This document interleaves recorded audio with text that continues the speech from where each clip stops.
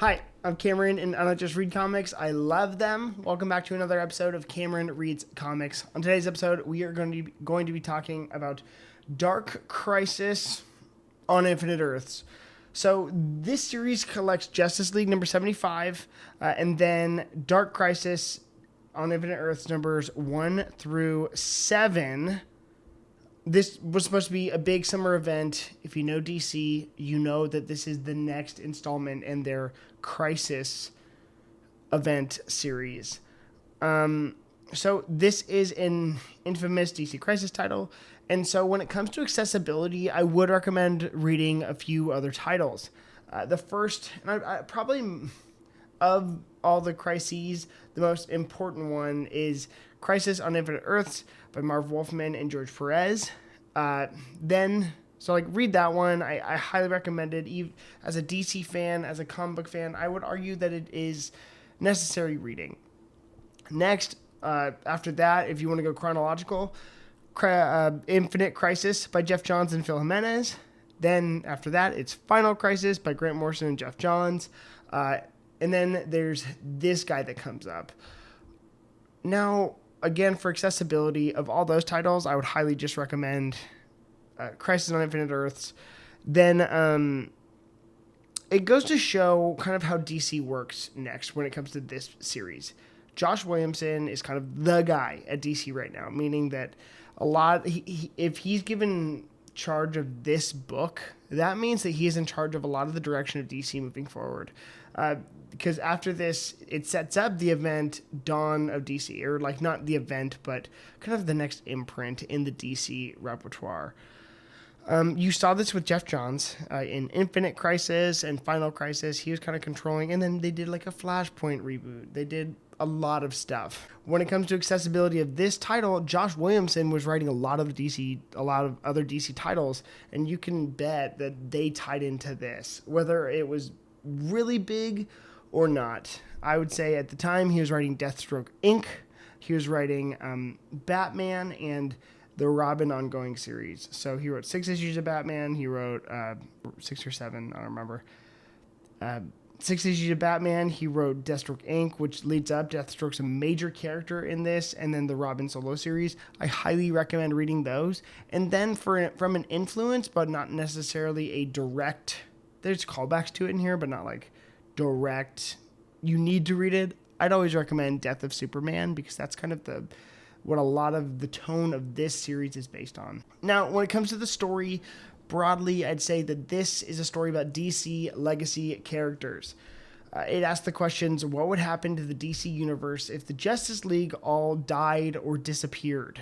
So at the time, and this is what happens in Justice League number 75, at the time, the members of the Justice League that disappear, Pariah from Crisis on Infinite Earths, the first event, calls the Justice League to an outer space mission. And the members of the League at that time in issue 75, Superman, Batman, Aquaman, Wonder Woman, Green Arrow, Black Canary, Martian Manhunter. That's your team. Now the members of this league disappear on a mission, and at the end of the issue, you realize they were framed, they're set up, and they all die. The Dark Crisis on Infinite Earths picks up with issue number 1. It's okay. What are we supposed to do next? John Kent, and again, it's about this series is really about legacy characters. John Kent, Superman's son, Superman at the current time of this era of DC Comics, tries to create a new Justice League to defend the world, and he gets like a ragtag group of people. There's Blue Beetle, there's Dr. Light, there's a bunch, Booster Gold, obviously. Damian Wayne is like, okay, I'm in because Super Sons, stuff like that. But this event, as it goes on, goes to show that if we were without a Justice League, the second most important influential characters would be the Teen Titans. And that's the new Teen Titans based on, Marv Wolfman and George Perez's run. And so Slade, who is still alive, all the villains, when they realize that the main heroes are gone, Earth's greatest defense are gone, what they do is they start striking, and they go after Titan's Tower. and they're all led by Deathstroke, and they storm Titan's tower, and it's a bloodbath. You know, some characters are critically hurt, some people are injured, some people die, or allude to their death. But it's like there's a great panel of John Kent going up against Cyborg Superman, which is one of my favorite characters. He is literally so cool. I love that we have this generation of writers who were reading Death of Superman when it happened, and so now when there's, you know, they have the opportunity to use a character, we're seeing like Superboy Prime and Cyborg Superman, and even some Eradicator just coming in and like being terrible, scary villains. So I love that.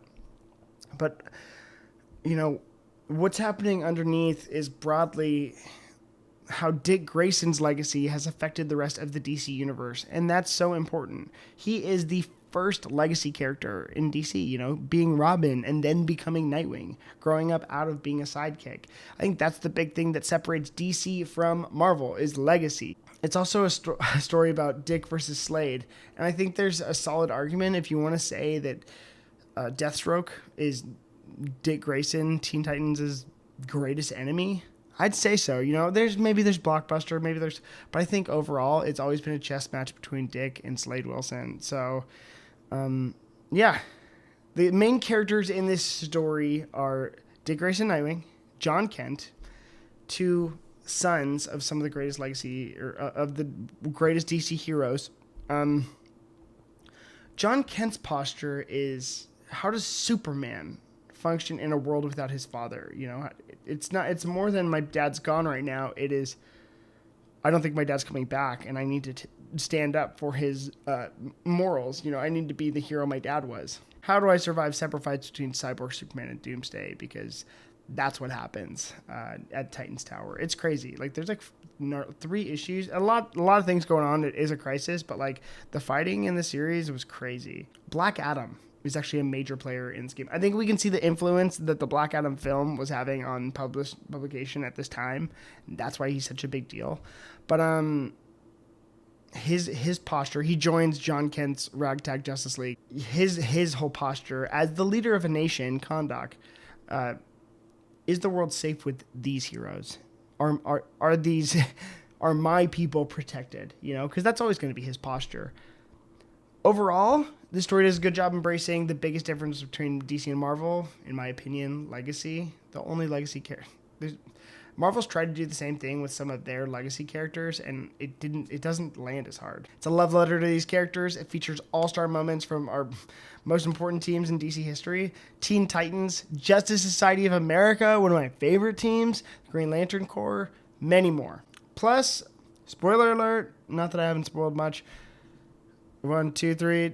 Black Adam gives the entire DC universe his powers in a crazy...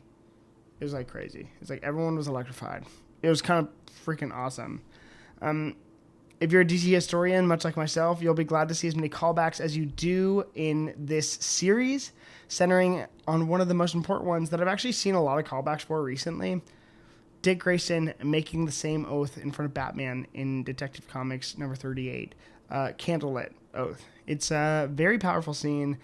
If you consider Dick Grayson the center of the DC universe, this book is for you. So this is the cover to number 7, where, you know, it's the dawn of the DC. So for the art in this book, Daniel Samperi is the artist, and he absolutely crushed it. This is my first exposure to him as an artist. I think he was doing a couple titles before this, but nothing that I was quite reading. So I can just confirm that I'm really excited to see where this guy goes. He draws an amazing, amazing DC universe. I would argue a Clayman level artist. And I mean that with the highest regard for both artists. So many beautiful splash pages, so many great callbacks that it's hard to replicate some art styles and then also make them your own. He manages both, because sometimes it can feel out of place in a specific scene. You know, when you're covering this much legacy, there's so much history, and you want to modernize it for the sake of this story and the way it works with this art. He's able to balance that really well. So I hope DC signed an exclusive with this guy, because he's doing awesome. I'm excited to see where he goes. Overall, my rating for this series is an 8.1 out of 10. When it comes to event books, this one isn't bad. But on the other hand, and I'm okay with this, it's not game changing or genre defining, but it's what I want, which is a love letter to DC history. I adore that. I always want to see it. I think that's what events should do, is honor everything and embrace everything that came before them. It's not an event that pigeonholes us into something new. It is one that couldn't work without the past DC universe, and that's what I want. If you're a DC Beerus fan, I highly recommend reading it. So check it out. Then maybe go check out Dawn of DC. It sounds like they got some cool stuff waiting for us. My name's Cameron. I don't just read comics. I love them. Make sure to clobber those like and subscribe buttons. Let me know what you're reading and what you want to hear about for the DC universe. Clobber those like and subscribe buttons. I'll see you next time.